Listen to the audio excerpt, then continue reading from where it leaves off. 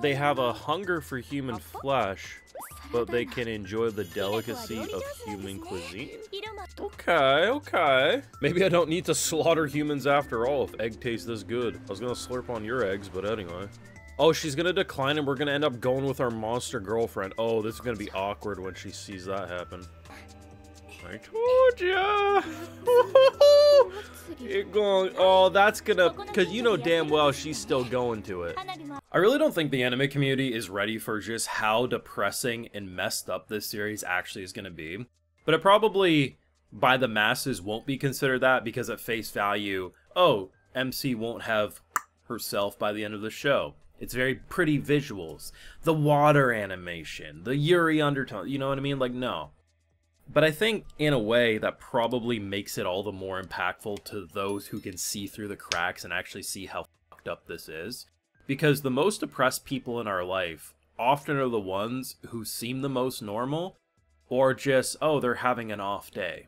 And by the time you realize that it was more than just an off day, they're no longer with you. And to those who can read between the lines and see through the cracks, or indulge in media that helps expose that, you're going to be able to experience one of the most depressing tales that we probably are going to see this year.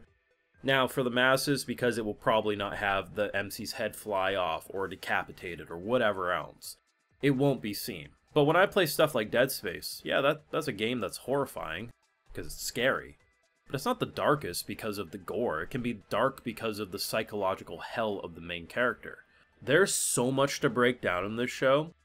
And usually with series like these, they have the most I can dissect and can analyze. And as someone who knows a lot about high-functioning depression, this is my bread and butter. But often I give the best analysis for videos like these. And because it's the type of show that doesn't have mainstream appeal, so few actually watch. You give me something to work with, I'll give you a damn good video. So please, for the love of God, let's make sure these videos don't crash out. Make sure you drop a like on this video, show your support, subscribe if you're new around here, and of course Patrons where you catch my full live reactions, all this and more if you also want to help fund the channel and videos just like the one you're watching. So, there's a very specific moment that made me go, oh my god. I already thought I was sold last week, but you sold me here. And it happens very early into this episode. And this is why this show is so depressing and heartbreaking. So, she looks out towards the sea very quickly. So, new girl comes in, oh my god, this is the monster, I'm confused. Monster looks her dead in the eye and says, listen, I'll eat you when I'm good and ready. Do you eat a cow too early? No, you let it marinate and sit and grow up to what it needs to be. And she looks at the ocean and she's pretty much just, she's fed up. The suicidal notch goes up a notch or two because of this. Because here's the thing. When you look at our MC, and you look at a high-functioning individual in general, whether they're religious or not, there's usually a genuine thought. If a car runs me over tomorrow, I'm happy. If a gunshot goes behind my head, I'm happy. But am I going to pull the trigger or jump in front of that car? No. Now, it can build into that if left unchecked and more shit happens. But if you get to that point of high-functioning depression, that you truly are like, I exist for the happiness of others, or I exist because I'm scared if I did something, my afterlife doesn't happen. And given the fact that she seemingly believes in heaven, given that she's like, I want to see my family again someday, she probably believes ending your own life would bar you from those pearly gates. And given that we finally have something in her life that's saying, I will murder you, I don't get punished for murdered. Yeah, people might feel bad in my life currently, like my friends, but at the end of the day, like, I wouldn't feel like I'm guilty for that. If left unchecked, eventually it won't matter. She'll jump into that ocean. She'll drown herself. She'll jump in front of that car. You know, there's so many ways it could go wrong. But imagine feeling like after a dozen years, however long it's been, right? Of, I miss my family, I hate my life, I wish it would all end. Something's finally presenting itself to you and saying, I'm going to end it. Thank God. And then it says no, but on my terms. I won't even give you a date. I won't even give you the date so you know Christmas morning's coming. Why?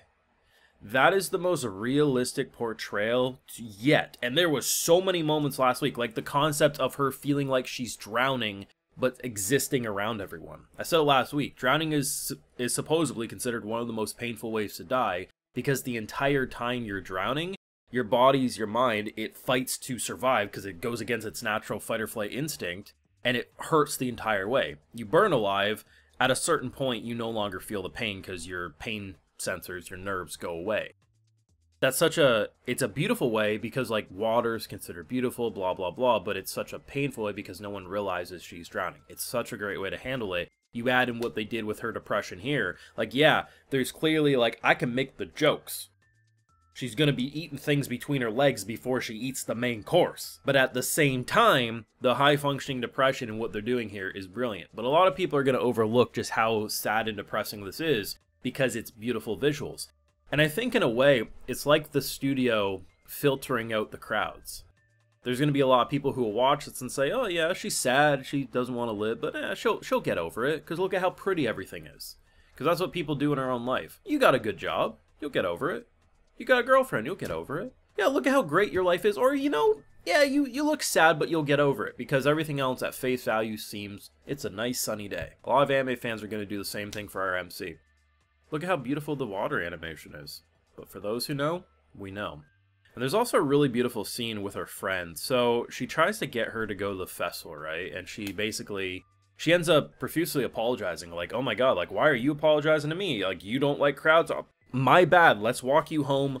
Apologies, girl. I wanted to go with you, but if you don't want to go, we don't gotta go. Gonna be real awkward when the love triangle gets fully functioned and she sees her go to the festival with the monster. Oh god. But the fact that it seems like a good friend moment, right? Like, oh my god. But if she was to kill herself tonight, she's going to look back at that and say, how did I miss the signs? And she's going to feel so guilty. But at face value, she's just trying to be a good friend. She doesn't understand she's depressed, and you can't blame her for not knowing that. But on the other hand, this monster forcing her out of her home and saying, you're going to this festival with me. It can be a bad thing, but it can also be the only thing that gets people like this out of their shell. Because throwing them into the deep end, it's not like her parents just died yesterday, right? And because she's been so self-isolated for years, the only way to really get through to her is to force her into these uncomfortable situations and help her and guide her. Now, if this goes horribly wrong and she just does festival after festival, that's an issue. But this monster is actually on the right course. Unfortunately, it's going to cause an interesting love triangle, and I'm not sure how they're going to handle it. Listen, I get these shows aren't for everyone, but if people really just indulged in thought-provoking and touching subject matter like this, that can make you uncomfortable when you really confront it, because a lot of people are not going to want to confront just how much of a wake-up call it could be when you realize, oh shit. Now, sometimes people are just quiet. Doesn't mean they're high-functioning, suicidal, depressed. But I think if more people consume media like this, it would truly make them a better person, because you would realize so much more about how the world actually operates and how many people mask up to function in society until they don't have the energy to do it anymore. Let me know your thoughts, though, down below. Drop a like, share your support, subscribe if you're new around here, and Patreon is, of course, where we catch those full live reactions to all this more. Like, hey, I also like to give video shows to my patrons. So today we got Devin Mitchell, Tony X, Spectra, Monty7, Rekatron, and we also got Buanake, Monica Lazuria, so I appreciate the support, everyone. Please take care. Check out on your loved ones. Have a good one.